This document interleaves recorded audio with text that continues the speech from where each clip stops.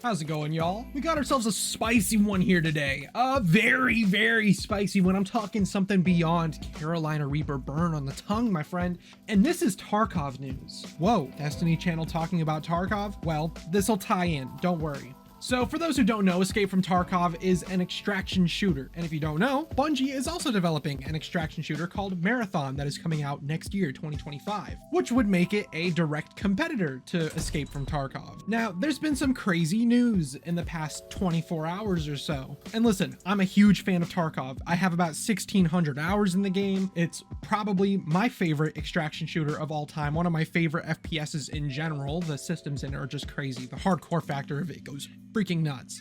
So I have a lot of time under my belt with Escape from Tarkov, and I have a sort of bond to it. And Tarkov is able to be purchased in a couple of different tiers. That including a standard edition that just includes the game, the Left Behind version, the Prepare for Escape edition, and finally the Edge of Darkness version. That is going to be sort of our focal point here. The Edge of Darkness version includes a copy of the game, obviously, a larger stash size, additional equipment and resources in your stash like rubles, dollars, euros, some good starting weapons at the beginning of a wipe, just some general things that give you like a leg ahead at the start of a wipe. And wipes are when the game pretty much resets everybody's progress back to zero. Initially good standing with all in-game traders, a unique in-game ID, but the focus here is the free access to all subsequent DLCs. That would include any new game modes, any additions to the game, pretty much anything that can be downloaded through either a patch or an update and is added to Tarkov is included with the Edge of Darkness version, all future updates and whatnot. And the Edge of Darkness version of the game is $150, which is a pretty steep asking price for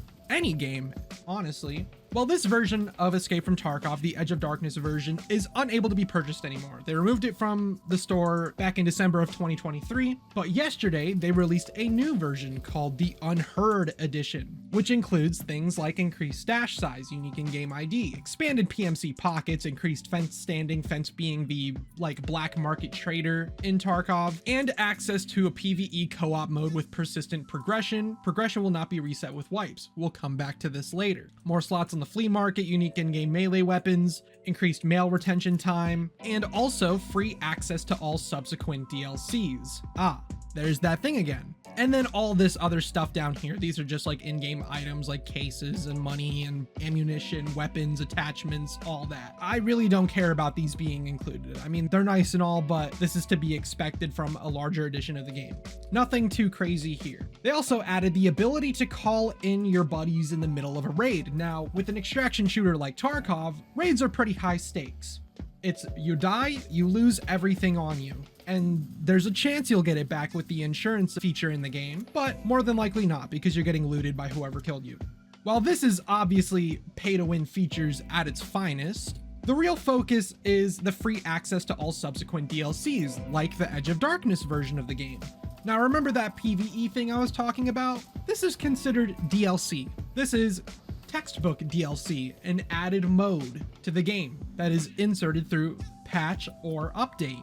This PvE option here for the game is not available to the Edge of Darkness owners who have free access to all subsequent DLCs, which was a promise made to us back in 2017 from the Tarkov page themselves. You do not need to buy anything at any stage. If you have EOD, you do not even pay for DLCs in the future. You are all in for it all coming. That aged like rotten milk. So obviously the community is up in arms, pissed off even, beyond any belief. Streamers are jumping ship, players are uninstalling the client. Very, very, very, very bad move for Battlestate Games. And do not get me wrong, I am very, very pissed about this because I made that $150 investment back in 2018, 2019, and the promises that were promised to me are not being upheld. And $150 for a game is no chump change. That is a lot of money for a game. Now, the biggest kick in the face is Battlestate Games is asking $250. $250 for the Unheard edition, which is an unheard of asking price for a game. Oh man, I'm mad about it. To keep things rather civil, Battlestate Games is asking Edge of Darkness owners to dish out another $100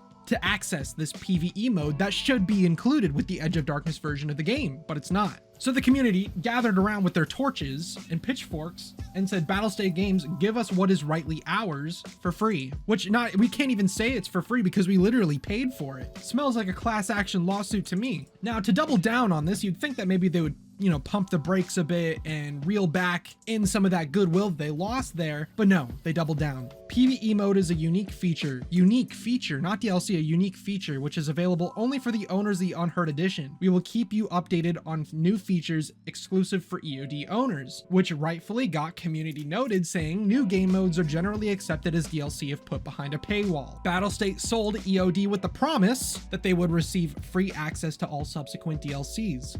Like PvE mode here. Now, to further dig themselves a hole, they're already 6 feet below at this point. They're going for the core, baby. They're going to the core of the earth and out the other side into space. Bye-bye. Battlestate instead decided to go and attack their competitor publicly from the developer account. Arena Breakout Infinite is also an extraction shooter, and they tweeted out, taking in all homeless shooter looter with a big wave goodbye to #Tarkov today. We're here to welcome you to Kimona. If this video gets 5,000 retweets, 10,000 more test slots will be added to our servers. Don't tell the boss. Escape from Tarkov. Welcome to Kimona. Which, genius marketing, may I add. When your competitor is fumbling the bag as hard as they are, cash in on it, baby. Go for it. If y'all got the nuts, if y'all got the substance to back it up, by all means, please. Well, Battlestate decided to come in and say, have a nice 20-minute adventure in the blatant plagiarist game. In and out. You savages.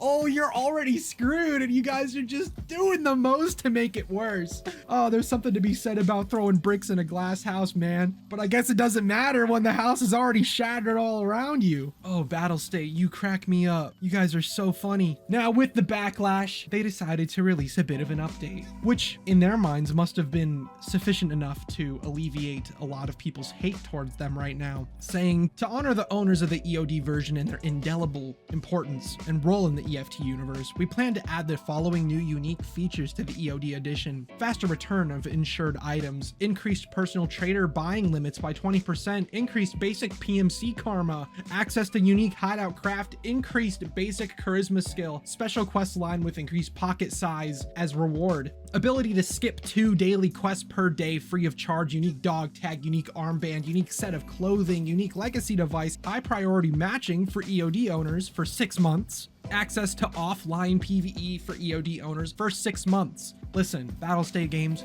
nobody gives a damn about these here. What we really care about is that PvE mode, and not for 6 months. We bought that years ago.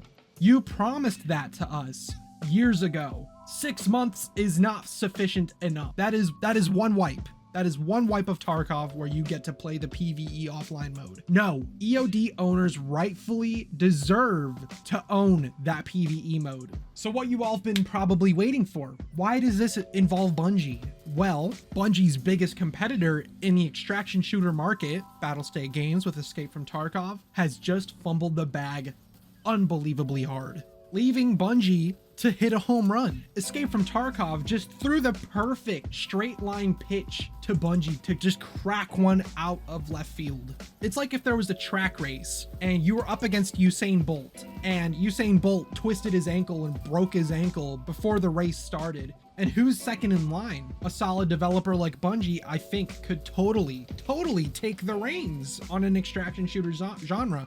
Now, we don't know much about Marathon aside from it being an extraction shooter, it having some story elements, and there being a sort of hero system or selectable character system. Now, I think that they should really reel that back. Get rid of selectable heroes. We have enough hero games. Let us customize our characters. Let player expression shine. That is where I think Destiny does a lot of things right, is the player expression with the armor sets, shaders, and all that. Like your guardian is exclusively you, and that to me is a very big draw for Destiny. I mean, I'm a huge fashion geek when it comes to that stuff, so having that same sort of armor style system where you can like put on a helmet, chest piece, arms, legs, class item, or cloak, or whatever, an accessory, would work phenomenally in Marathon. Hero system, no thank you. but there's still time. It comes out next year. They still have a whole year. Now, it's a bit of a shame that Marathon isn't coming any sooner, because right now would be the perfect time for them to capitalize off of Battlestate Games' mistake. And in a competitive market, this is the time to do it. So I'm surprised that there hasn't really been anything coming out about Marathon, but obviously the focus right now is Destiny. Marathon's a bit kind of on the back burner, kind of out of public eye